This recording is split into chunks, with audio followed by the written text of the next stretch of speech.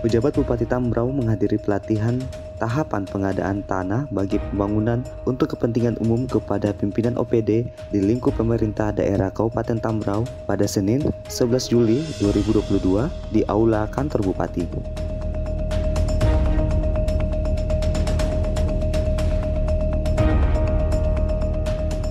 Engelbertus Gabriel Kocu SHUT MM selaku pejabat Bupati Tambrau menyampaikan bahwa seluruh pimpinan OPD harus mengikuti kegiatan ini dengan baik. Diperlukan fokus dan pemahaman dalam tahapan pengadaan tanah bagi pembangunan di Kabupaten Tambrau. Perlu mencermati ketentuan dan aturan yang berlaku agar tidak terjadi permasalahan di kemudian hari.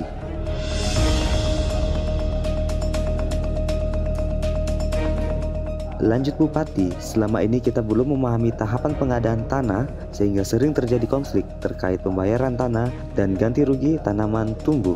Oleh karena itu, Bupati mengatakan kita harus bergandengan tangan dengan tim apresial untuk memberikan wawasan dan bimbingan kepada pemerintah daerah Kabupaten Tambrau.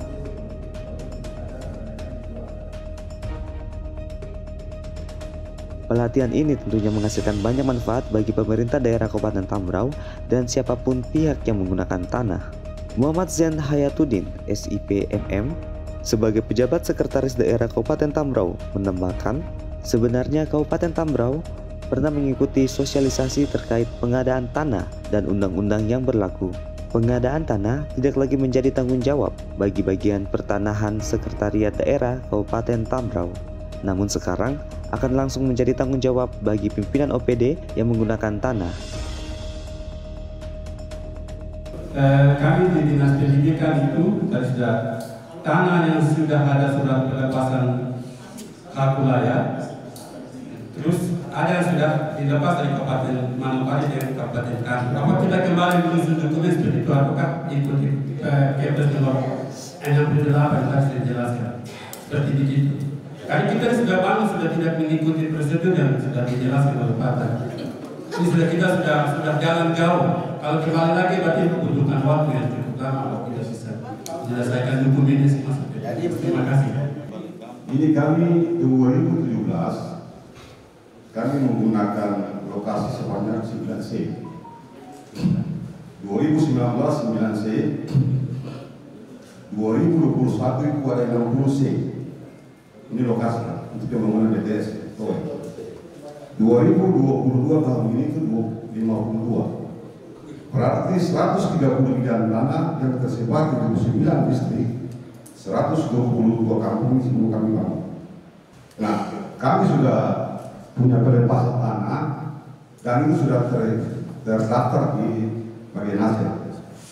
Artinya kita sudah koordinasi dengan Bakti dan Kominfo Pusat. Karena kalau kita mengikuti tahapan-tahapan yang ada ini, maka tower-tower itu bisa kita bangun. Jadi mendahului tanpa IMB, itu kami sudah lakukan pendaftaran dan itu sudah terdaftar di bagian hasil. Jadi untuk sementara begitu, dan itu pun juga kami sudah koordinasi nanti dengan dulu. Jadi mungkin Pak, ini salah satu yang kami butuh terkait dengan status tanah. Dinas Pendidikan dari surat pelepasan hak wilayah di Papua ini paling penting. Ini lebih mahal daripada sertifikat. Kalau sertifikat keluar tidak ada pelepasan hak wilayah, selesai sertifikat. Ya. Bank juga tidak mau, karena Papua Barat dia kekhususannya memang salah satunya itu. Ya, jadi perlu pelepasan hak wilayah. Sekarang hibah, yang kasih hibah itu bapaknya. Ya bapaknya sudah tiada, anaknya menuntut. Makanya harus clear hibah itu seperti apa, ada suratnya dan sebagainya. Kalau sudah di perkotaan, semua mengaku wilayahnya dia. Ini saya sedang mengerjakan di pelebaran jalan Esau Sesamaruni di Manokwari. Itu ada marga A, saya tidak bisa sebutkan, takutnya ada di sini keluarganya. Ada marga A mengaku itu wilayah dia, marga B mengaku itu wilayah dia. Mereka bilang sama-sama sudah dari nenek moyangnya tinggal di situ.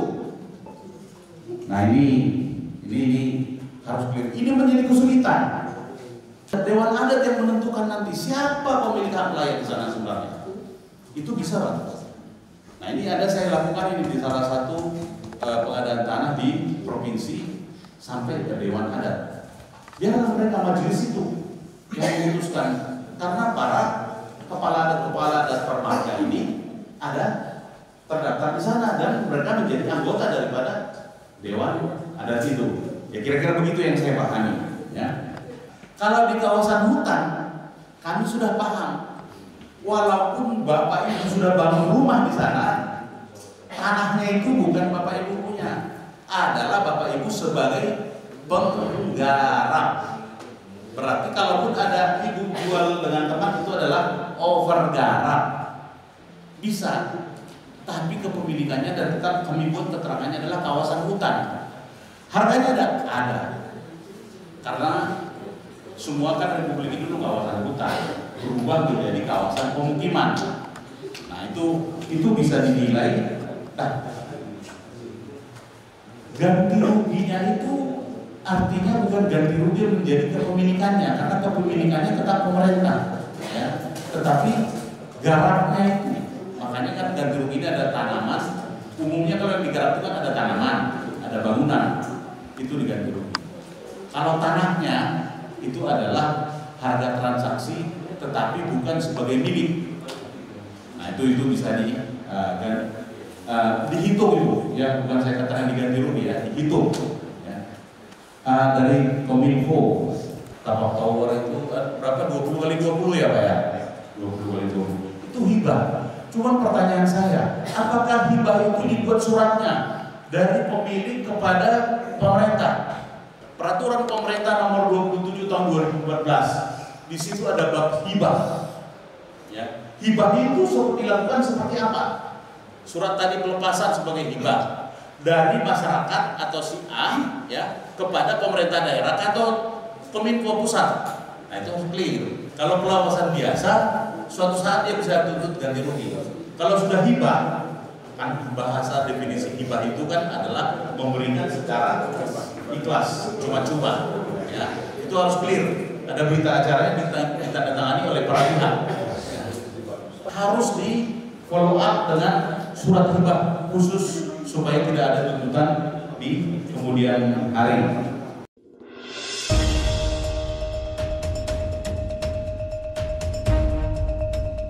Agustinus Tambah selaku narasumber merasa bangga dengan perkembangan pembangunan di Kabupaten Tambrau. Semua kegiatan yang dilakukan harus sesuai dengan landasan hukum. Salah satunya yaitu Undang-Undang Nomor 2 Tahun 2012 tentang pengadaan tanah bagi pembangunan untuk kepentingan umum. Tahapan pengadaan tanah diantaranya yaitu perencanaan, persiapan, pelaksanaan, dan penyerahan hasil. Undang-undang ini mencerminkan adanya keadilan dan kelayakan. Oleh karena itu, setiap tanah yang dipakai maka harus dibayar dan setiap tanaman tumbuh juga harus ada ganti ruginya.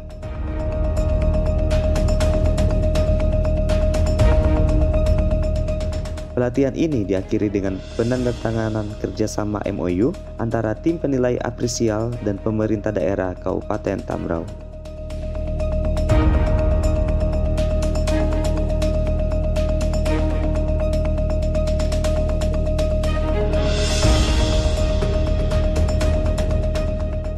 Dari VEF, Kominfo Tambrau melaporkan.